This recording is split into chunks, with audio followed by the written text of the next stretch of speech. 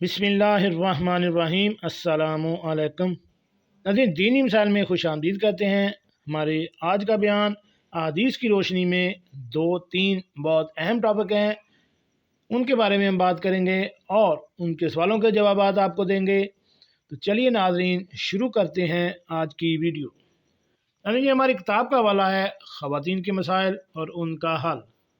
اس کے مرتب و تحقیق ہیں مولانا مفتی ثناء اللہ محبوب صاحب۔ اس کا صفحہ نمبر ہے 239۔ پہلا سوال ہے کہ آنکھوں سے جو پانی درد کے ساتھ برآمد ہو وہ ناک سے وضو ہے یا نہیں؟ تو ناظرین اس کا جواب کچھ اس طرح ہے کہ در مختار میں ہے کہ درد کے ساتھ آنکھوں سے پانی نکلنا ناک سے وضو ہے، یعنی اس سے وضو آپ کا ٹوٹ جاتا ہے۔ نمبر 2 پہ ہے کہ نہانے کے بعد وضو غیر ضروری ہے۔ سوال یہ ہے کہ نہانے کے بعد بعض لوگوں سے سنا ہے کہ وضو کرنے کی ضرورت نہیں رہتی۔ قرآن و حدیث کی روشنی میں جواب دیں کہ آیا نہانے کے بعد وضو کے نہ کرنے کا طریقہ درست ہے یا نہیں؟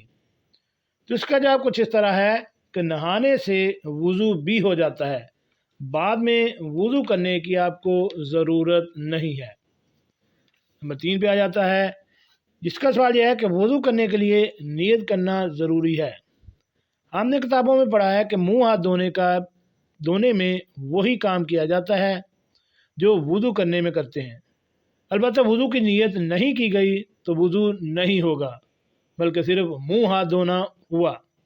اس کے علاوہ وضو میں جو فرائض ہیں وہی اگر چھوٹ گئے تو پھر وضو کیسے ہوا؟ تو ناظرین اس کا جواب یہ ہے کہ نیت کرنا وضو میں فرض نہیں۔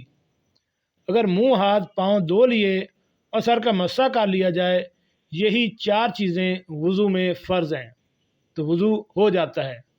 البتہ وضو کا ثواب تب ملے گا جب وضو کی نیت بھی کی ہو۔ جی ناظرین، کیسے لگی آج کی ہماری یہ معلوماتی ویڈیو؟ ہمارے اس چینل